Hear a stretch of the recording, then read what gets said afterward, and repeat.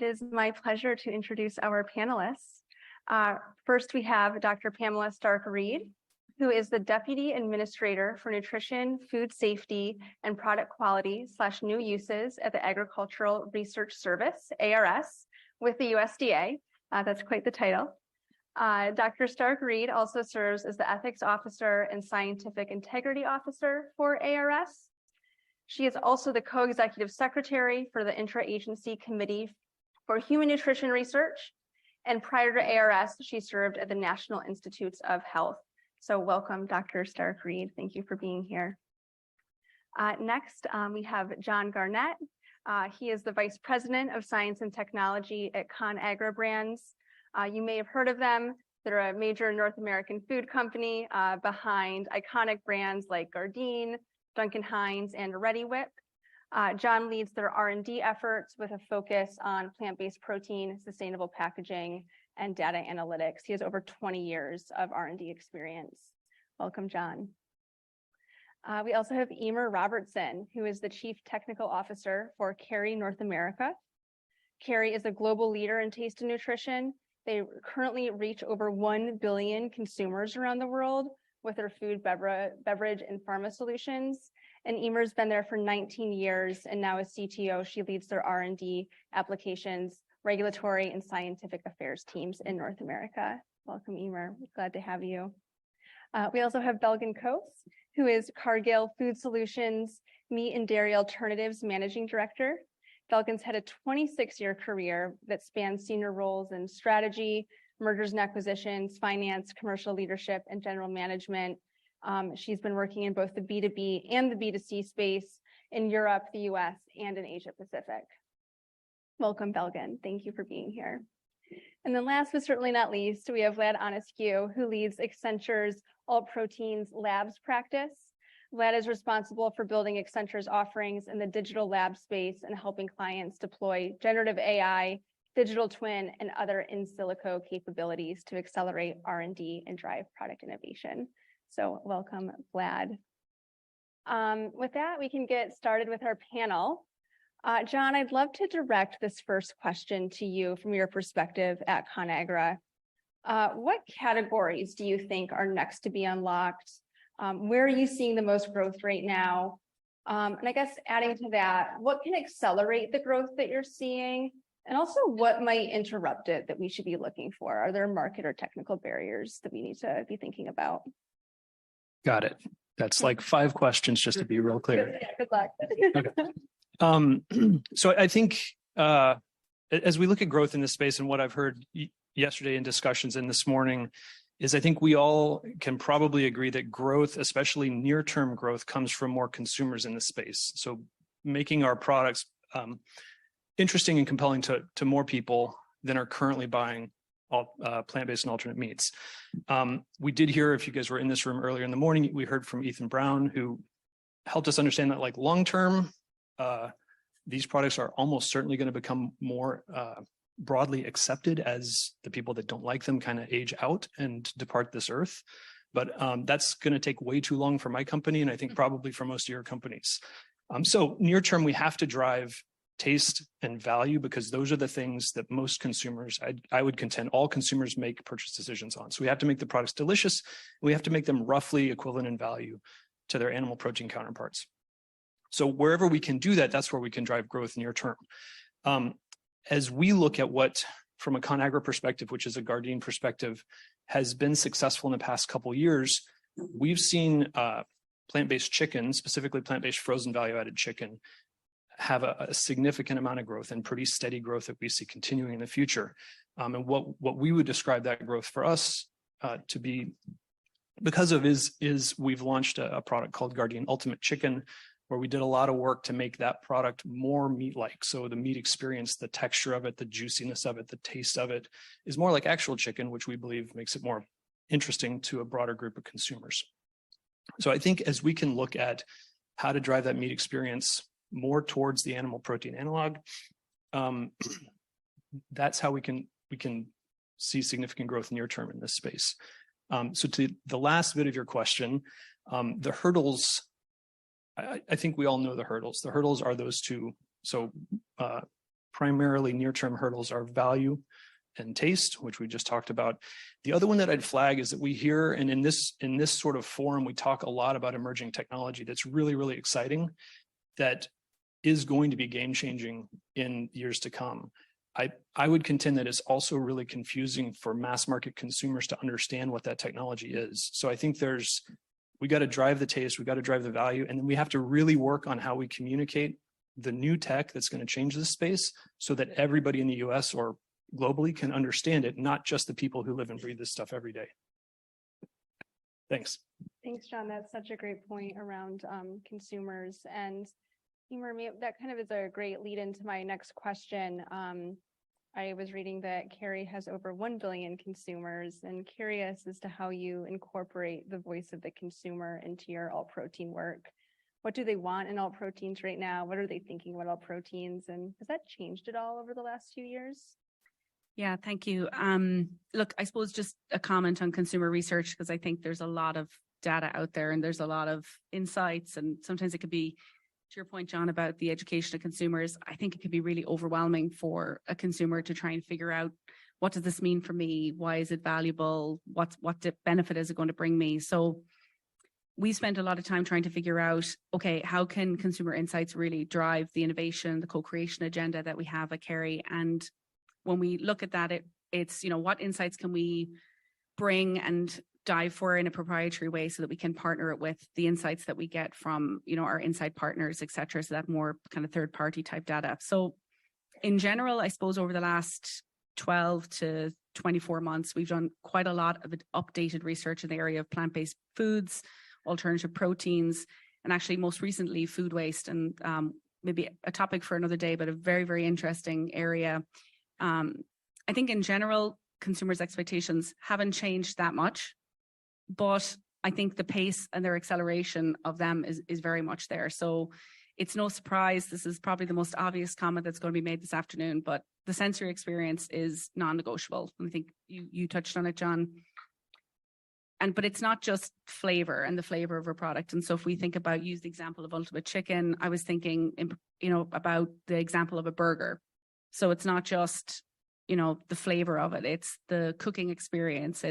You're looking for a color, you're looking for a sizzle, you're looking for caramelization, you're looking for all of these cues that tell you you're going to have an enjoyable sensory experience. So from a consumer standpoint, I still think that no compromise around the overall sensory experience is still the main driving force in terms of coming into the category and repeatedly staying in the category.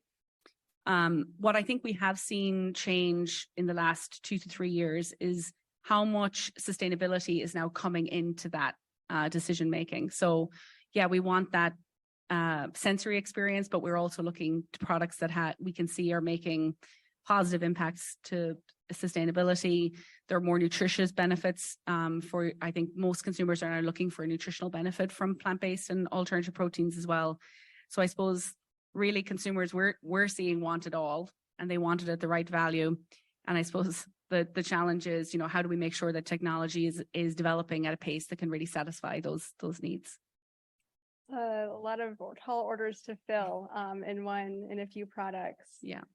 Curious if any of the other panelists have thoughts about the consumer sensory experience and how that influences product development. Well, just a quick comment from our end. So in the surveys that we did, we find that at least 50% of consumers want to switch to a more sustainable and healthier alternative, right? Very few of them actually do, right? Like less than 25% of them do. And, of course, it's very important to get, the taste right and the value right, the cost right. But it's important to not lose track of the ultimate reason why you're doing this, right? And that's, to have more sustainable products and also more nutritious, right? And I personally am coming from more of a nutrition background, and I'm very excited about some of the technologies like, sweet proteins and mycelium and other things that we've discussed that actually have a nutritional angle to that as well. I would maybe add, I think there's an expectation from consumer lens of, having similar experiences to the meat or the dairy eating occasions. Having said that, it's also evolving. So I think now the consumers are also happy with something that tastes great, not necessarily being the mimic of, the burger or the sausage and I think that's where we need to probably take also the industry going forward, is creating new benchmarks, new standards, yet fulfilling on enjoyable, fulfilling, delightful experiences that are, indeed helping with the nutrition or the sustainability agenda that each consumer has, put on their priorities. So it's a journey.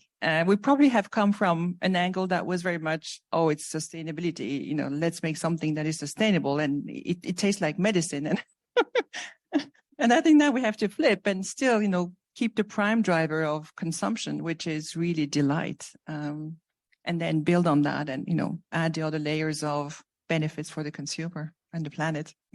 Absolutely. I was recently served a Facebook ad for unicorn meat, so creating an entirely new category of product out there.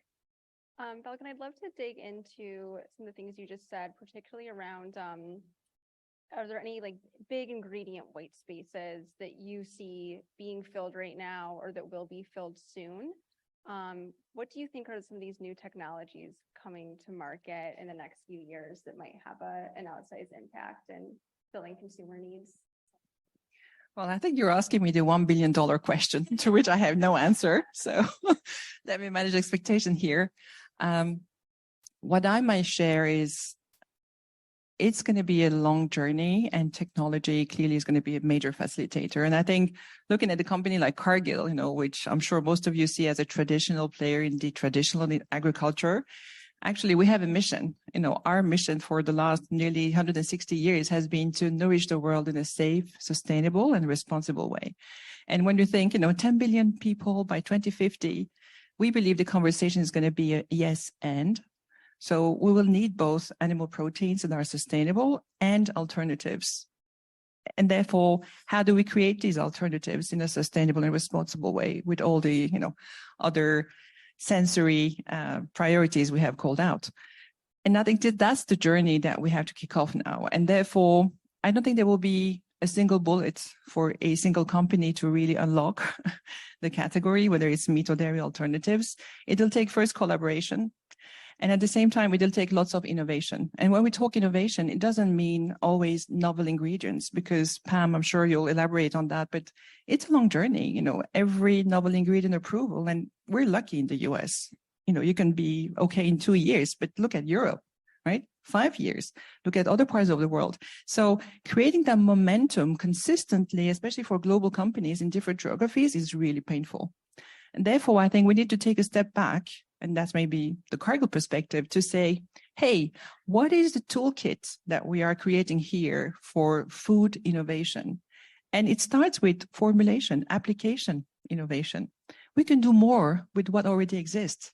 I don't think we have ticked all the boxes and really, used all the resources that exist in protein sources or ingredients offer or have to offer. And therefore, science, technology is going to be paramount. Think of the journey of soy, it's a 50-year-old baby, right? So imagine everything else that we are, formulating with now, pea protein or chickpea protein. They're still embryonic, if you think about it. So that's where we need to create that momentum. I think that's one. I think the other aspect will be the role of technology and how it gets scaled so that we can offer that value back to the consumer. And being very intentional, in developing these technologies that truly can be scaled and will not be a bigger version of the cost we see in lab scale. It's something we have to also, be critical and find that balance of how do we reach economic viability, yet fulfilling on, all the sensory priorities we talked about. Well, good. So you were mentioning technology and looking that things already exist, which might be a good segue to Vlad. I'd love to talk to you about AI. I live in San Francisco. I can't walk down the street without hearing someone telling me about their new AI startup. Huge topic, saying they're going to disrupt every single industry. At Accenture, what are you seeing in terms of AI and the impact it's having on the food industry broadly? And what can Alt Proteins learn about AI? How can we benefit from this potential revolution? Yeah, thanks, Audrey. And obviously, this is a hard topic to discuss in San Francisco, right? And in front of a crowd, there's a lot of skepticism as well about how you can apply AI to food, right? I think from Accenture's point of view, we've done a lot of work across pharma and drug discovery, beauty and cosmetics, and other fields where we, developed AI models and deployed them successfully in other industries, right? So we're approaching this with that kind of vision in mind of, how can we take what we've developed, how can we learn from what we've done and apply it to the food industry. We are looking at a number of different applications, right? From ingredient discovery, we're a huge believers that you can use AI to identify new plant-based ingredients and that have certain functionality that meat ingredients have. We are looking at applying AI in digital twin models to increase the efficiency of bioprocess efficiency. I think the one area, if I was going to pick an area here, is on product formulation, right? I think that's where we've done a lot of work. We typically start by building knowledge graphs that leverage Accenture's data fabric and combine public and private databases, right? We then leverage AI models, right, to identify novel formulations, right, based on existing formulations that companies have. And then we use our own metrics that we have developed. And I think this is where the art comes into play. How do you assess these new formulations and on different quantitative metrics, right? So how can you put, for example, quantifying them in terms of novelty or pleasantness or other characteristics, right? And we've had some success doing that. I think, it's not like 100% success, right? And in many cases, we think of it as an opportunity to augment what research teams are doing, not to replace, right? And just quickly on your comment around what are the opportunities for the alternative protein space, I think there's a number of companies in this space that are AI native, right? The Kose of the world, Climax, Shiru, and others who have this expertise in AI and the data around ingredients. And that's what's, I think, lacking when it comes to many industry players. So there's, obviously a lot of opportunity for collaboration there. Absolutely. I'm curious if any of the other panelists are using AI heavily in your work and your technical roles.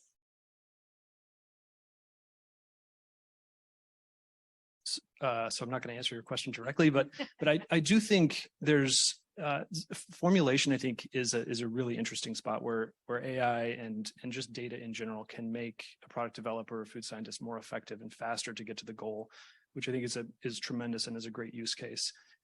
For a lot of the processes that we talk about in this space, most of them are pretty complex from an industrial perspective, and the data then involved in the process optimization itself, combined with ingredients, I think is a really interesting spot for data and analytics to drive better products, better understanding, faster and cheaper. So I think it's a huge capability. Maybe I'd add to that.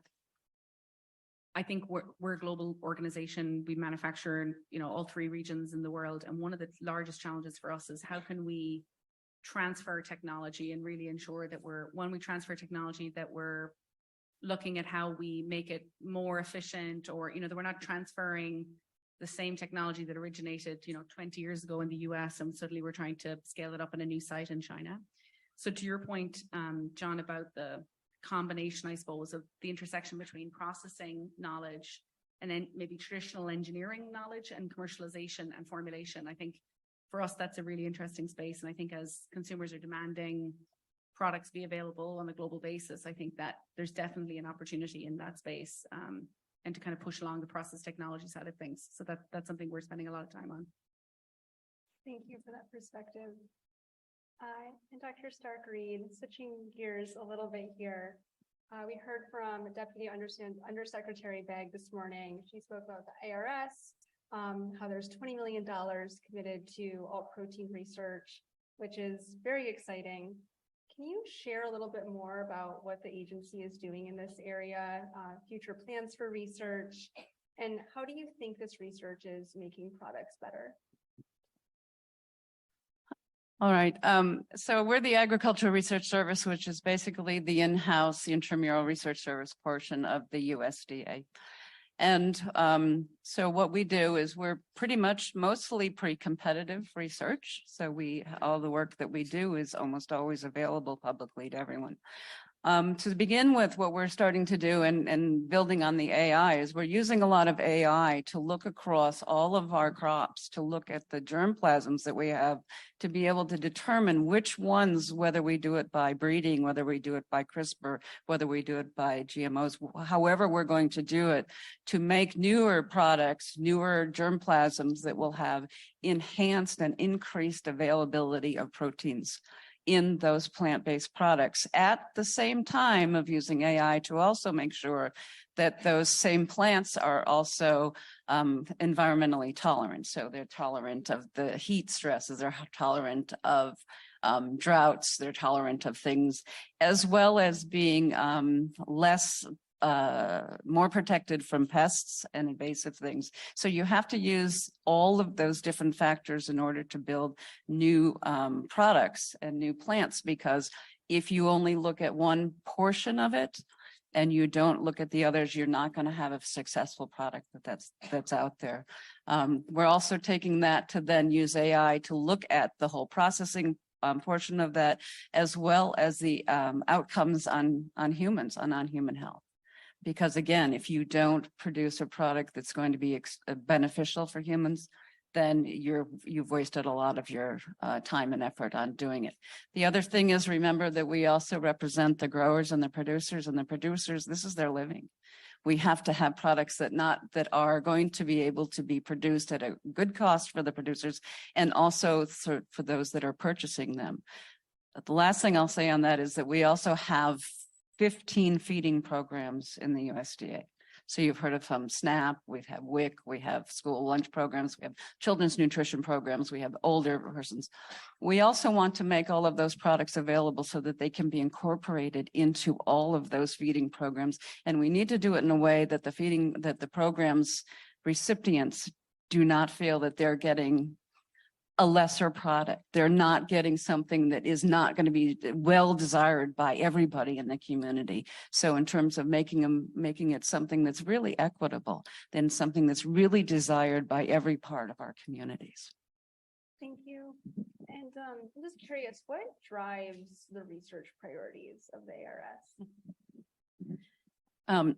We're driven in our research priorities by what we call stakeholders. And our stakeholders are basically from most parts of the community. The first one would be Congress. They help us set our priorities and what we want to do our research on, because they're looking out for the country. They're being responsive to their constituents, and they know what the needs are for them. We get our annual budget. Our funding comes from Congress, so we have to be responsive to them. We also work very closely with producers. We work closely with industry. As I said, we are mostly pre-competitive. However, we do work in the competitive space with industry. We have CRADAs, we have licensing, we have non-disclosure areas that we can work with industry to keep it not public, some of the work that we do. Our general population is also our stakeholders. We do a lot of research on the nutritional side. We're one of the halves of the dietary guidelines for Americans. The USDA is with HHS, so we do a lot of research that goes into that. The other thing I wanted to comment on, which I didn't get a chance to, and I don't know whether when we sat up here, whether the government employee that didn't get the microphone was a message, but I didn't have a chance to mention earlier that in terms of the consumer, the research has shown for almost 2 decades now, there are 3 components which drive purchasing. Even though everyone says they want to be really purchasing for health, or they want to be purchasing for sustainability or some other thing, taste, cost, and convenience. Those are the 3 things that drive purchasing across the populations. So we really have to do research which is going to make really great products that'll help the environment, that will help the human health, but also will address those 3 main factors for why people do their purchasing. Well, it's very encouraging to hear that that research is being undertaken, and hope to see more of that. Just a plug for the audience, if you would like to submit any questions, please feel free to go ahead and do that through the Swap Card app. There's a green button if you would like to ask our panelists anything. But moving on, curious if anyone here would like to chime in. What is the most surprising thing we will see in the alt protein category in the next 5 years? Eimear, I think that you had some interesting thoughts, particularly around packaging or food waste in our pre-session prep. Yeah, I don't know if it's the most exciting, but it's one of the most. But I mentioned recently that we've been doing a lot of work on food waste, and I think Belgin, you said it. You know, you can look at the numbers all you want about 10 billion people, 2050.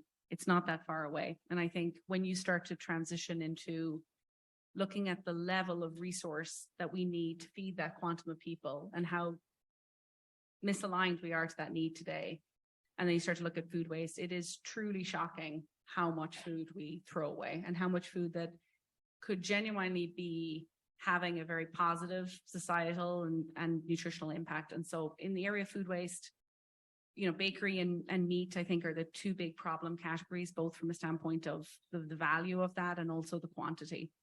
So we've done a lot of recent research into food waste. Maybe it's what we shared earlier, what people say and what people do are 2 different things. I'd encourage anybody to self-examine themselves after they clean out their refrigerators. It becomes a very humbling experience. But the reality is that what we found in some recent work we've done is 95% of consumers want to aggressively reduce their impact around food waste. And when we look at kind of both the options then that they have available to them, there's a pretty big gap in terms of that ambition versus what's there. So intuitively, alternative proteins, plant-based foods, intuitively, we're right there in that space. So I think trying to find a way of making an empowering educational impact to consumers in that space, and the collision of those 2 is something I think surprised us how quickly it has come about. And so that's one thing. And I think the other piece of the puzzle is when we think about that food waste thing, it's 3 people today came and talked to me. We have a booth, and 3 people came to talk to me about, as a manufacturing company, what are you doing with your waste stream?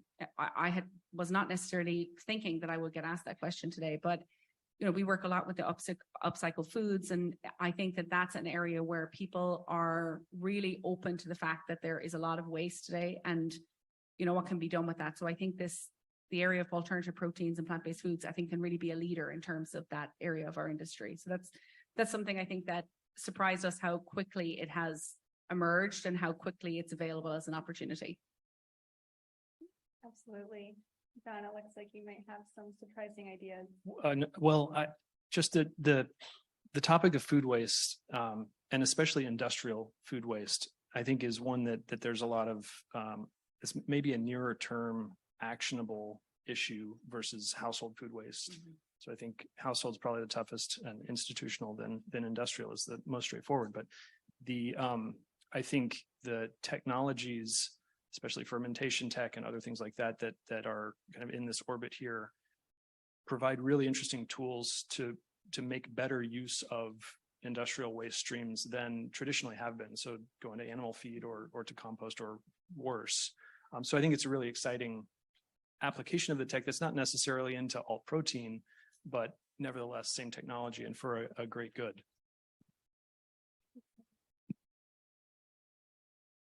I think another what we may see in the coming years, if you look at just listening to some of the presentations today, we clearly have, plant-based as a main pillar. We have now fermentation-based that is emerging as another important pillar. And there we have, the mycelium-based or the precision fermentation.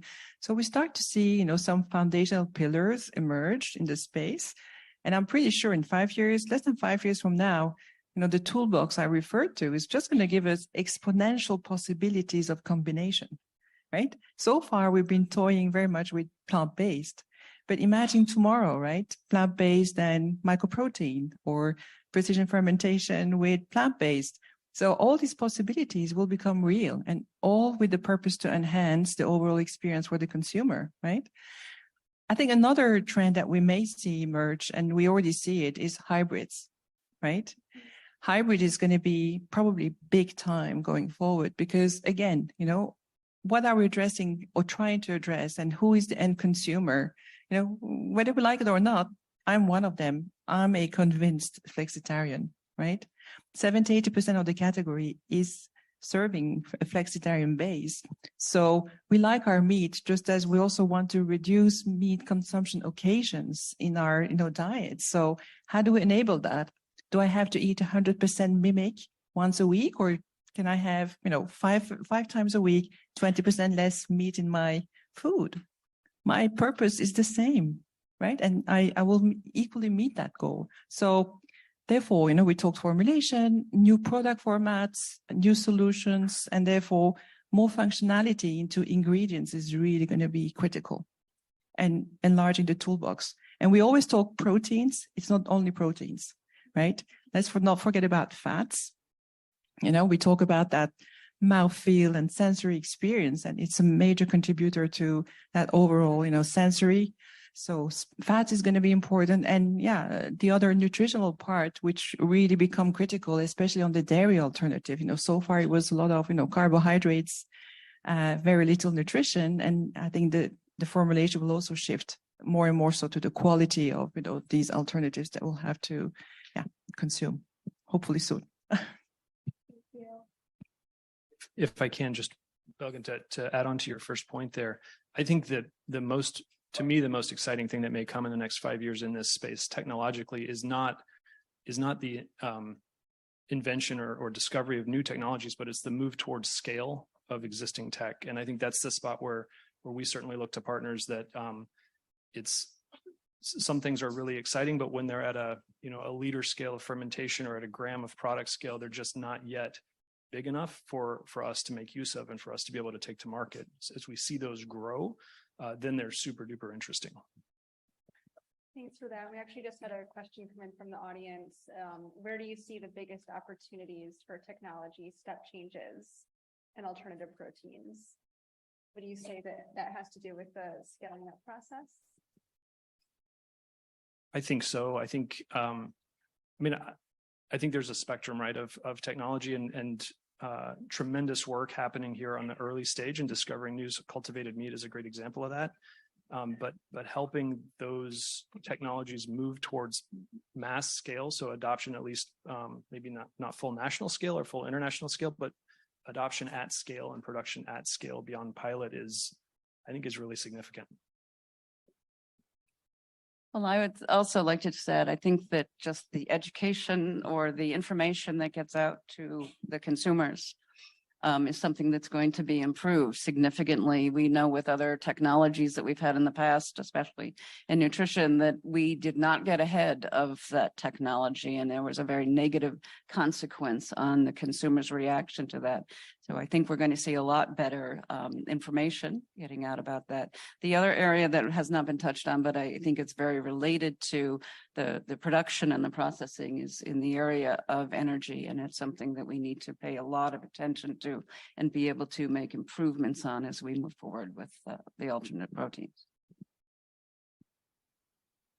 I think maybe one area that we haven't really discussed is in terms of the diversity of crops that goes into these processed products, right? And I think obviously we become so good at feeding the masses and essentially making these cheap products, right? But we've lost something when it comes to diversity, and I think some of the platforms that we're discussing aim to use underutilized crops and essentially increase the nutritional value of these products. So I think, you know, that's a big area, and also, like, can we incorporate bioactives and other, can we think more holistically about you know, the food that we're putting in our body so that it feeds, you know, the brain and the gut and all of that. So there's an opportunity here as we develop these new products to also solve you know, the nutritional crisis that we're facing. Thank you. So we have about 5 more minutes left. So this next question, what food innovations have failed in the past, and what lessons can we learn from those failures? Is there anything that we've seen happen in other food categories that we can learn from and grow from here in Alt Proteins? I think if I look internally at our products that haven't done as we've wanted, I think it gets back to Dr. Stark-Reed's comments about we either missed on taste or value or convenience. And I would emphasize taste and value, that when we, no matter how cool it is, I can think of a product we launched a decade plus ago that we thought was super duper cool. Consumers disagreed. It didn't hit the value, and it didn't hit the convenience that they were looking for, and it therefore is no longer in market. So I think it kind of comes back to those things, and you could probably look at any given case study and find at least one of those missing. I'll keep you guessing.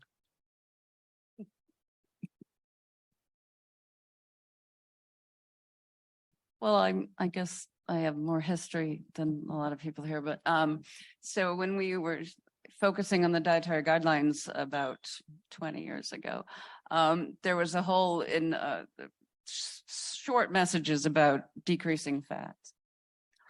So the industry was great in responding to that. They decreased fat in their products significantly. The problem was that we were up against some regulatory issues where you can't just decrease the volume of your portion.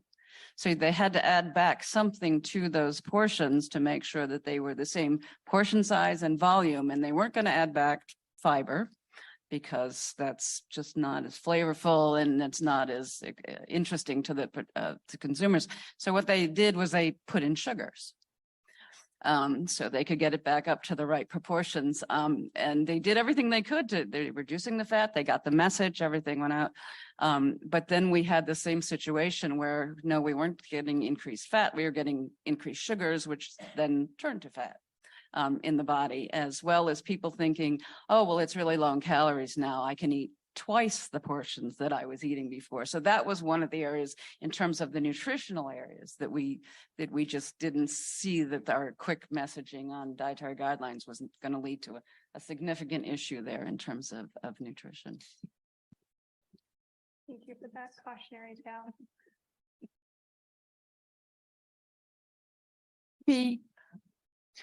Another aspect to all that has been said is the ability to scale. And when we say scale, it's not just the technology, it's also to be scaling the supply chain.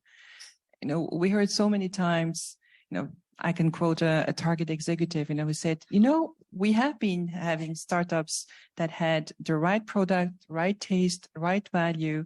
The problem was they just couldn't serve our stores regularly, reliably, nationwide. And that was another hurdle, that led to that product not to be successful.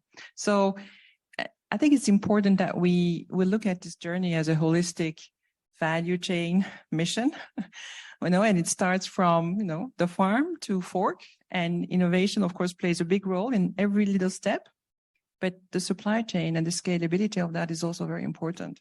So, how do we make sure we bring it to every home in the best way possible? Because the faster we reach every household, I think the faster we'll contribute also to adoption. And as long as it remains a nice niche in a nice neighborhood in San Francisco, I'm not sure it's going to really fulfill the mission we're all embarked on. Absolutely. accessibility is key.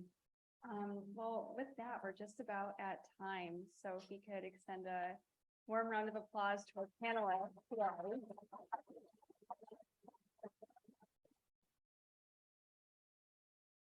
Thank you very much. We will now be transitioning over to the innovation deep dives today.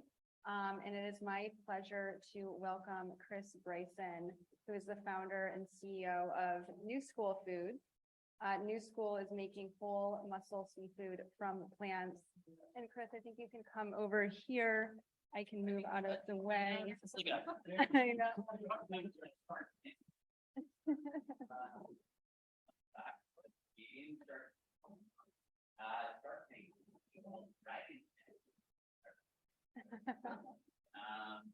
Cool. Well, thanks for having me. So just jump in. Please. Okay. My name is Chris Bryson, I'm founder and CEO of New School Foods, where we make whole cut seafood and meat alternatives. That's the presentation. This year, you can see that is a photo of the plant-based fillet of salmon that we're working on right now, which looks pretty smart here. So we exist as a company, probably for the same reason most of the people in this room are in this room, because we believe that alternative protein is part of the piece of the puzzle that is missing today to solve climate change. What we don't talk about enough is the fact that if we're going to solve this problem, you have to solve the biggest part of meat, which is whole cuts. There's more to meat than chicken nuggets and burgers and sausages. So in fact, about 2/3 to 80% of meat is sold in whole cut format. The problem is if we're going to actually make great alternatives, we need the right tools in the toolkit. And today's toolkit is just simply not what it needs to be to create the right product. In fact, we have two solutions that are scaled up today. We talked about scalable solutions. One is called extrusion. The other one is called mix and form. Neither can produce whole cuts properly because extrusion, while it creates fibers, pre-cooks your product. Whole cuts are sold raw. You don't want to sell a pre-cooked product to the grocery store. And mix and form doesn't produce muscle fibers. Muscle fibers are the quintessential component of whole cuts of meat. So we don't have the right tools in the toolkit. We need to use scalable solutions, and other things like 3D printing that are coming to bear and are very sexy simply aren't scalable. Whole cuts are a totally different beast. Very important that we're going to solve the problem, understand the problem we're trying to solve. Whole cuts have a completely different structure. They have 3 different phases. They have fat tissue. They have connectors. They have muscle. All of those are different ingredients, colors, cooking profiles. You have a raw to cook performance. You want a product that starts raw, transitions to cook. You want that to happen at the right temperature. If your customer goes home and cooks that product, and you have to cook it twice the amount of time, twice the temperature, they're going to think, what is this Frankenstein product? Why would I buy this again? So it's important that we really create products that really recapture the same experience. And so that's everything from fiberousness to the flavor delivery system to the nutritional profile. So that's what New School Foods is all about. Thank you. So hopefully I was speaking loudly enough. New School Foods has developed a completely new food processing technology in order to solve the whole cut dilemma so that we can make fillets of salmon, so that we can make any other whole cut, whether that's steak or fillet, and to do that while ensuring that we're matching the look, the cook, the texture, and the taste.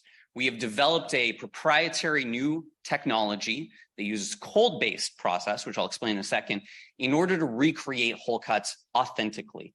We create a better product because we've recaptured the muscle fibers. We've done it in a way that doesn't denature our proteins, so the product actually starts out raw and the customer can take it home and cook it and it transforms like meat does. And it creates all kinds of other things that are important, like the connective tissue. It's a patented system. It uses off-the-shelf equipment, so we know it's scalable. It uses, equipment that's been used in the meat and fishing industry for decades, and it's a very scalable solution. We know that it is one process to make multiple different products. So while I'm showing you salmon today, we've made many other products in the lab, and that's all with the exact same process.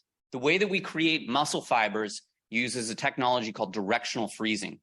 We've gotten a patent on this process. Effectively, what we do is we transform gels into scaffolds, and then we take our scaffolds and we fill those scaffolds with the right ingredients, flavors, colors.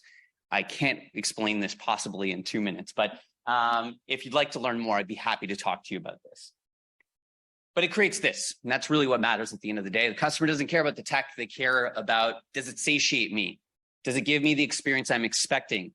And that's really what we're trying to do, is create an experience that meets customers' expectations, that looks like salmon, that cooks like salmon, that tastes and that flakes the same way, but to do so with the benefit of not having the drawbacks of salmon, the garbage, the microplastics, the mercury, the sea lice, in case you didn't know that's a thing, that's a thing. So it's important that we deliver customers what they expect, a high protein product, the omega-3s, iron, all that kind of stuff. And it's more than taste and price. I know we talk about taste and price. Taste is so much more nuanced. You have to capture the cooking experience. You have to capture the texture. To just say taste and price glosses over the complexity of the problem that we're facing. And like I said, we need to make sure that we have the right tools to solve the problem we have ahead of us. Thank you for listening. Love to talk to you after.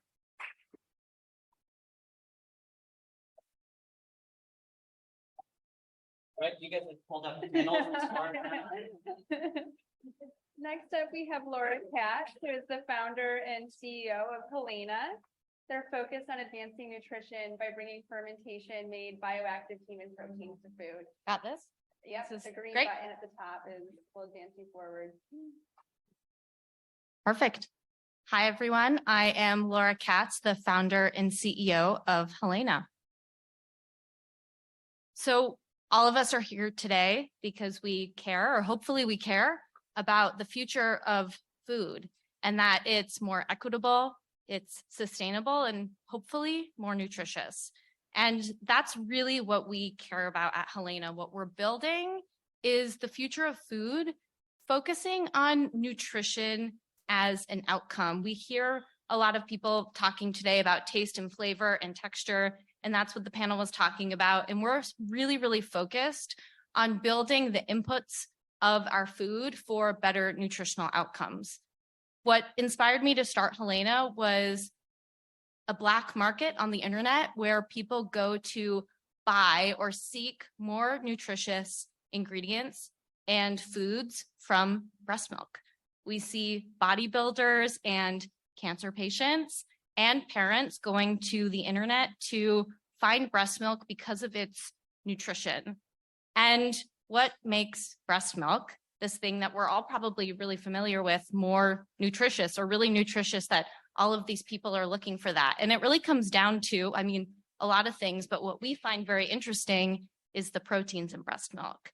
So how can we make these proteins outside of the human body and bring the nutrition of these proteins to the consumer so they don't have to look to the black market for this stuff? Our solution is a platform where we've figured out how to recreate the proteins in human milk very specifically so that the structure and the function and everything about what makes them so valuable is replicated through our product. As we see all of us here today focusing on these future technologies, like what can we do with them?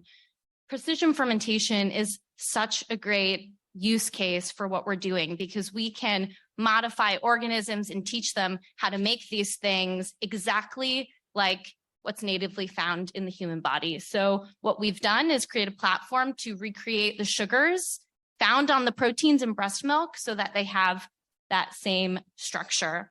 And the first protein that we're making at Helena is called human lactoferrin. Lactoferrin is a fascinating ingredient. It's really the holy grail of dairy proteins, and that's because of its multifunctional value. It doesn't just do one thing. It does a lot of things for our physiology, from supporting our immune system, balancing the gut microbiome, supporting cognition from early life to end of life, and all throughout the process. And for us, this is how we build the future of food.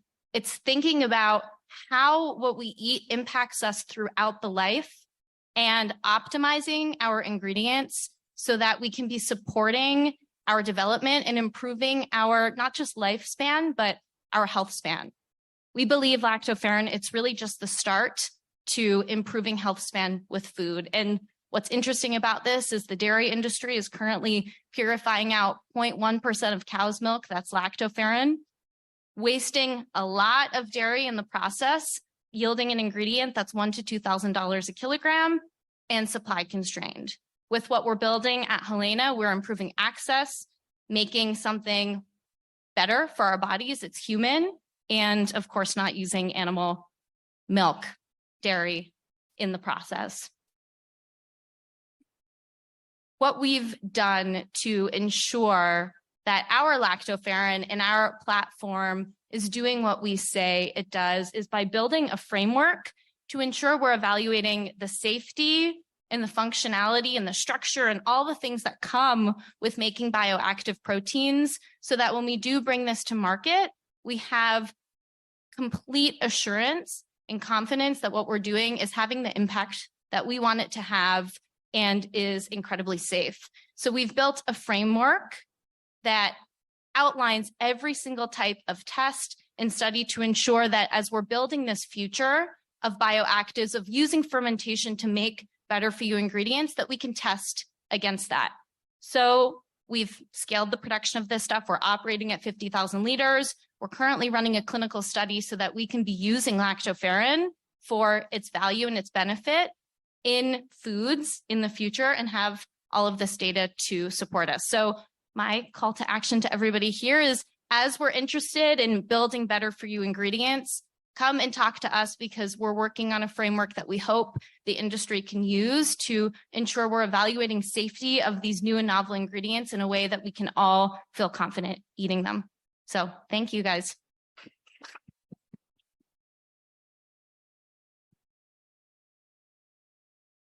you.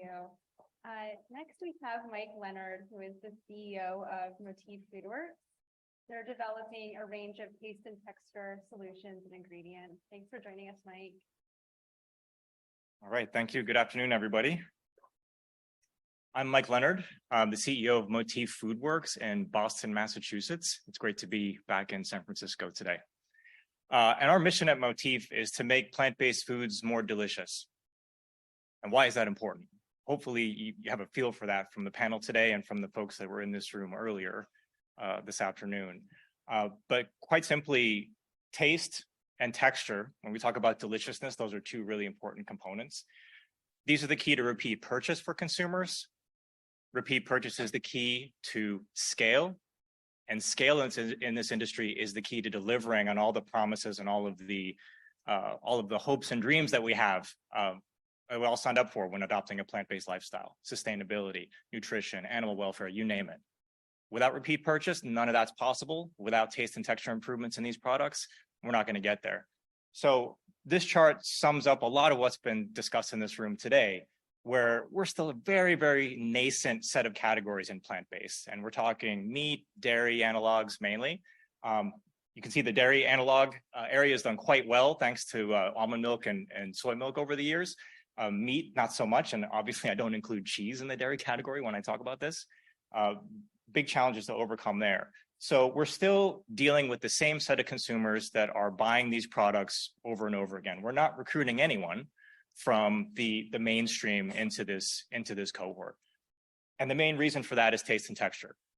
The bar has to be way higher on product design for these products that people are buying in the stores every day to make them want to come back for more. Okay, and we've done a lot of research. GFI's done research. A lot of folks in this room have done research that show that taste is the biggest barrier to repeat purchase. So this is really important. So that's where Motif comes in. We don't think that any one company can solve this problem. There are a lot of plant-based brands out there on both the meat and dairy categories that are doing great work. And it's a privilege to be in the same room as Ethan earlier today, who's one of the pioneers in this space. But no one company can do it. So Motif's role is to be that B2B technology ingredient supplier for the whole industry to help the whole industry grow. So that's our role. Think about us as an ingredient provider that produces low inclusion, high impact, value added ingredients. So we're not going to be replacing broad swaths of protein in a plant-based meat formulation or plant-based dairy formulation. We're going to provide those highly active flavor and texture compounds that you're going to put into your formula at maybe 1 or 2%, but you get a lot more than 1 or 2% benefit. Okay, think about 10x plus benefit on the inclusion. So we have novel technologies that we use to develop these ingredients.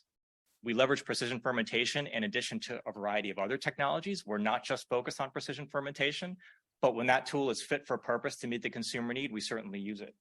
So we have 2 ingredients on the market today. The first is called Himami. It's the same protein you find in beef muscle that makes beef bleed and change color when you cook it and have that characteristic meat flavor and aroma. We do make that through precision fermentation, develop it in conjunction with our partnership with Ginkgo Bioworks in Boston. Apotex is the second ingredient that's on the market today. This is a texture enhancing ingredient that was born out of really consumer insight that said the importance of connective tissue and real meat in terms of the consumer experience was very important. So replicating the mechanical properties of cartilage and tendon and all those things that are kind of indelicate to talk about, but that really contribute to liking is critical. So we found a totally plant-based way to replicate those properties. Nothing to do with fermentation here. This is a pure material science-based insight, and we use existing ingredients that are grass, process them in a novel way to produce that ingredient. Both Himami and Apotex are available today at scale.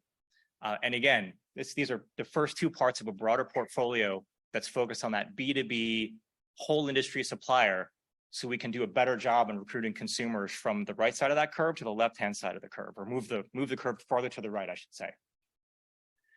So a lot of you in this room are involved in the B2B ingredient industry or have been at one point in time in your careers. You know how hard it is, especially for a new company. Motif is only 4 years old. To get a foothold in a scale industry like this. So we've actually operated in multiple points in the value chain as a young company to make our own finished products as well as ingredients, because to us, that's the best way to start creating this flywheel that will motivate the B2B sale in a more powerful way. So today we have products that are being sold into food service today. We have beef works, chicken works, pork works, and cheese works. I'll let you guess what categories those represent. And for those of you that were lucky enough to sample our banh mi meatball today at lunch, I hope you all enjoyed it. I didn't get a chance to sample because by the time I got over there, they were all gone. But that's an example of our finished product that showcases the benefits of Himami and Apotex and plant-based meat. So our aspiration is to be here, that value-added B2B ingredient supplier, but we're doing that through execution in food service with finished products at the same time. So if you're interested in making plant-based foods more delicious, come see me afterwards. Would love to talk to you. Thank you.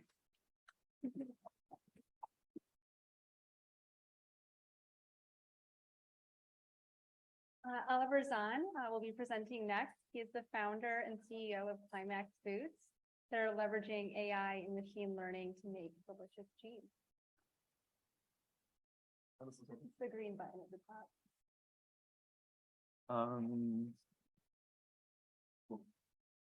So one question I often get, including here, is what made you move from astrophysics to food science? It's actually pretty simple. One is responsibility, and one is data, solving complex data challenges. So the responsibility part is the universe is about 13.7 billion years old, and we happen to live in this very thin sliver of time in the few hundred years where humans have built the ability to reflect back on everything, collect data on everything, and use it to understand where did it all come from. And in other words, the universe has created these entities that can reflect back on everything and make sense of everything. But not completely coincidentally, we also live at the very thin sliver of time, literally this century, where we determine our own fate, right? We can literally decide, do we destroy everything, right, that the universe and we have built to this point, or do we become the superhuman species that leverages our intelligence to truly have positive impact in the world and make everything better? And food plays a huge role in it. And arguably, you can affect human health, you can affect well-being of animals, you can affect planetary health, you can affect equal access to food, and you can be part of this everlasting quest that humans have always pursued to take what's around us and turn into something better. Right? Animal agriculture 10,000 years ago was one of those times, right, where humans decided, well, let's domesticate these animals, and in the case of milk, do something really crazy, which no other animal does, right? Which is literally take the milk from another mammal and make it intentionally spoiled so that it lasts longer, right? Really brilliant idea when there were literally 10 million humans on Earth, 1,000 times fewer than today, but totally doesn't scale to today, and is arguably the oldest technology and most outdated technology still in existence. I don't need to preach to the choir here.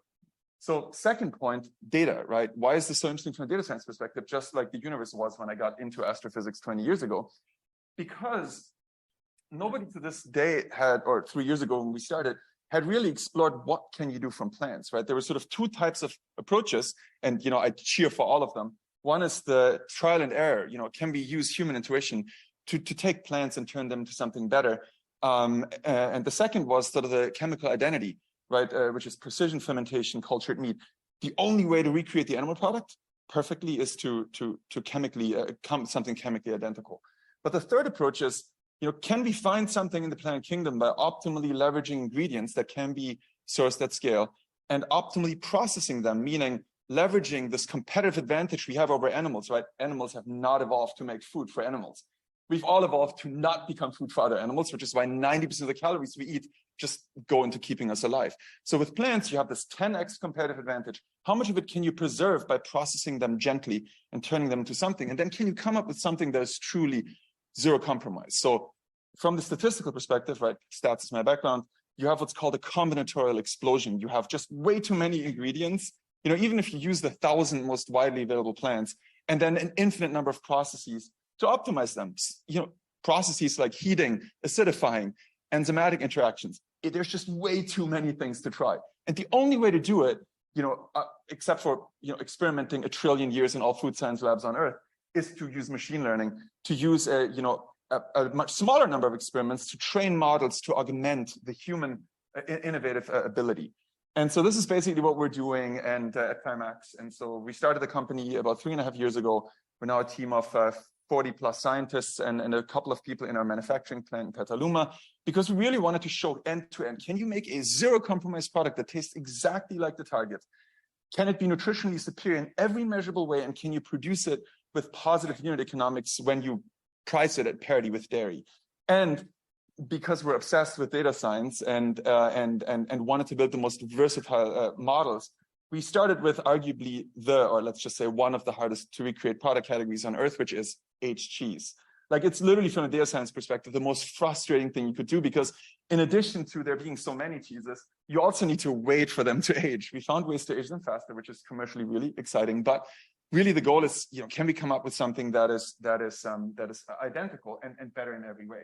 And so we created dozens of assays across texture, flavor, nutrition, and other metrics to really create machine analytical representations of the human interaction with food that are as complete as possible. Because human panels, can't get you very far in terms of deterministically telling you which direction to go. In this process,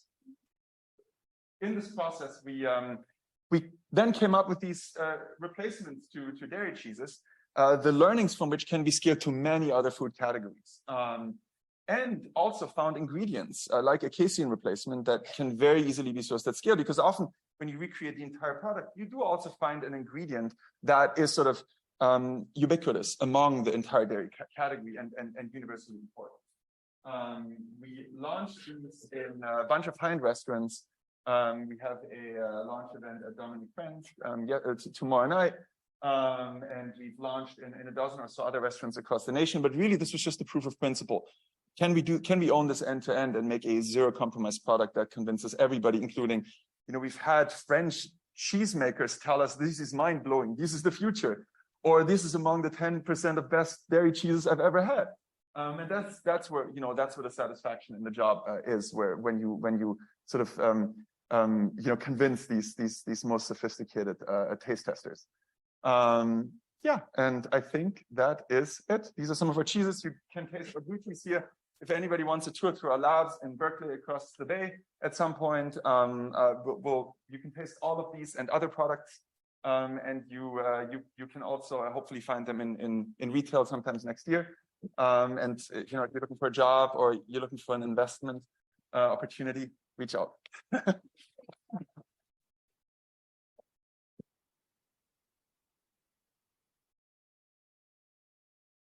So next we have Catalina Jones, who is Chief of Staff and Sustainability at Moolec Science. They're using plant molecular farming to produce proteins. Thank you, Catalina.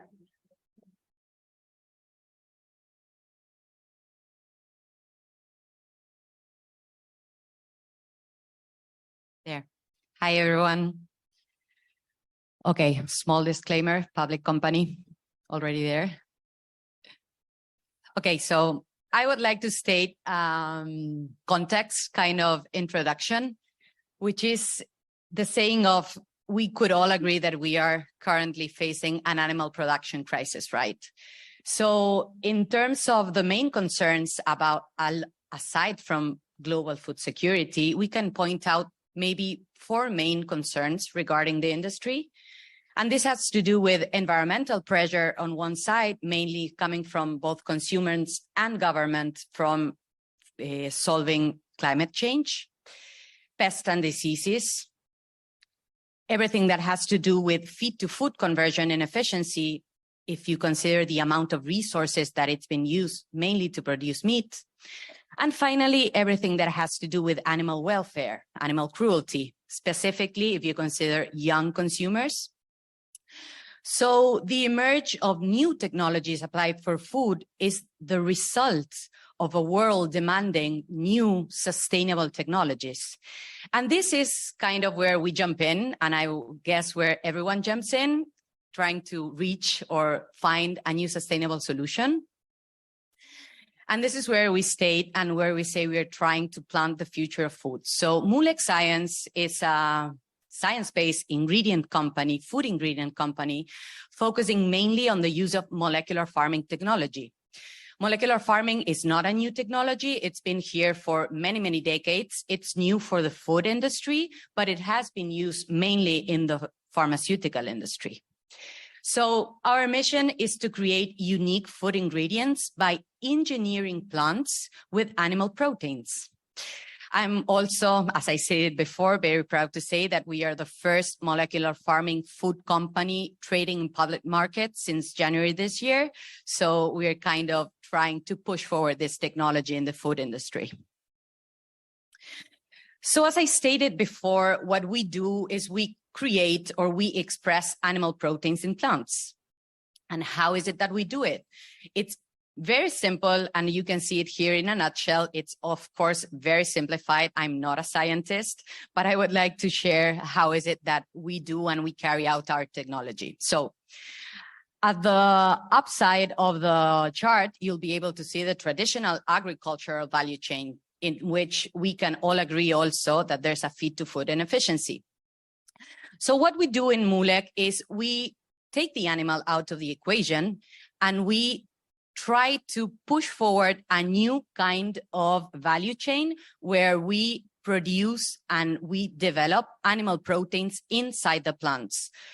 So we can obtain then and we can carry out farming as everyone carries out farming, crushing, obtaining ingredients, and then giving that ingredients to food producers and manufacturers to be able to produce the food that we all love. So regarding our technology, we say that it's a cost-effective technology for the alternative and the traditional food industry, and this is mainly based on 3 pillars. One is because we use plants as small factories, as bioreactors. No need to use small, large-scale infrastructure. Just use the plants and leverage on biology, photosynthesis, water, soil, and land use. Second, because there's no extra purification cost, we are tackling great combinations between animal proteins with different crops that are already being used in the traditional and the new food industry, such as soybean and pea. And then because it has economy of scale, as I said before, we use farming. We come to the conclusion that our technology might be less impactful in the environment, using 35 times less land, 8 times less water, and creating or generating 60 times less CO2 emissions. So this is currently our pipeline evolution. We are working very hardly. We are a new company, but we are not that new because we are a spin-out of another company that worked for 10 years in the development of this technology. And we currently have 3 platforms: a safflower platform in which we're working on an omega-6 and chymosin, which is a specific enzyme to clother the cheese. Then we use a fermentation as a validation platform. And then we are currently developing different products and different proteins with both soybean and pea. This would be our pipeline in the real life. Here is our safflower in open fields and our soybeans, which are currently in the greenhouses. Last but not least, I would like to say that we have just acquired a demo center to be able to start testing our production.